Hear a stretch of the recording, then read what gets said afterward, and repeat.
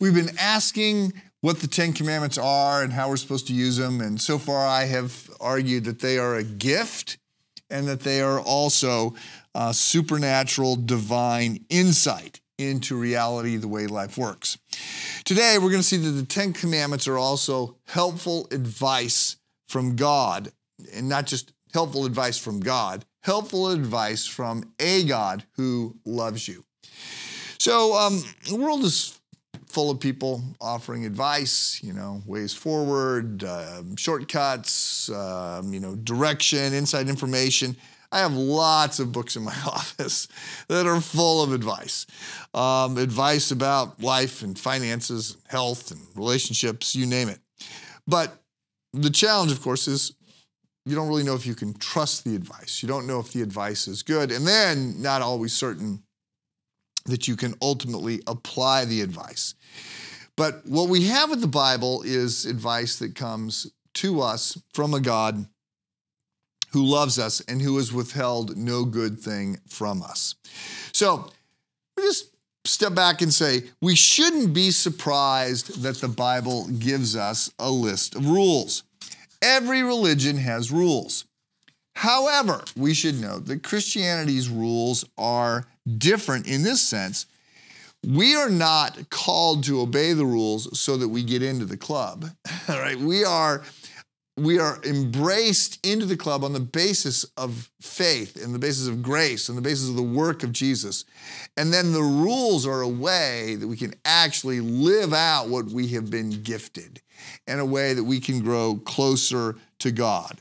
So you need to understand, and I mentioned this casually yesterday, that the Ten Commandments come in Exodus chapter 20. What you need to understand is that in Exodus chapter 19, the Jews are saved. They are rescued. So religion, sort of by some definitions, is, earn your way forward. Do this and you will be embraced. Do this and you will be rescued. Do this and in the next world you will advance. Christianity says, no, you can't actually do that. We can't keep the law. One of the purposes of the law is for us to understand how good God is and our inability to measure up to God's holy standards. So we are rescued, we are saved on the basis of God's work, God's love, and then we are invited to keep the commandments in a way to be show appreciation, in a way to honor God, in a way to be transformed, in a way to live in light of who He is.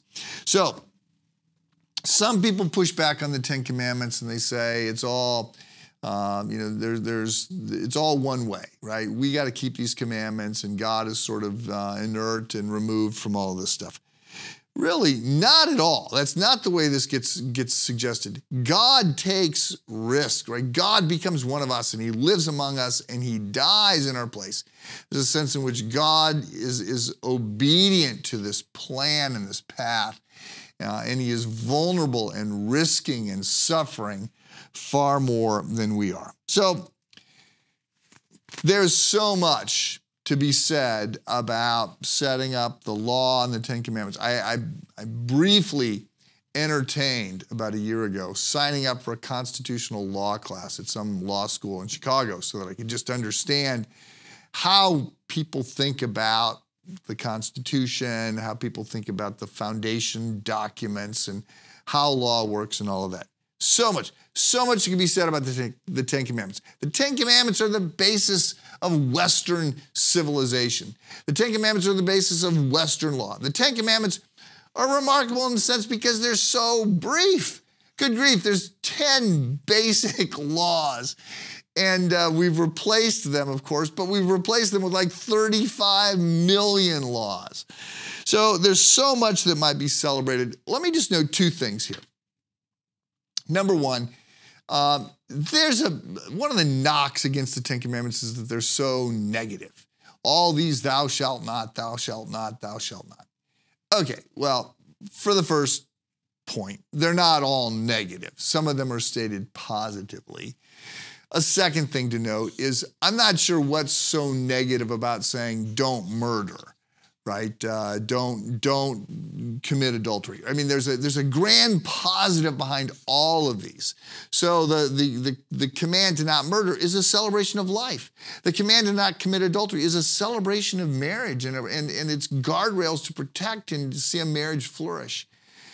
And also note that being told what not to do means, in one sense, you can do everything else, which is really very open-handed. So you say to your 4-year-old when they head out the door, okay, don't cross the street, right? Which means you can play in the yard, you can play in the next door's yard, you can do this, you can be in the sandbox, you can be on the swing set, you can ride your trike. There's all kinds of things you can do. I'm just saying, don't walk out into the street because there's danger there.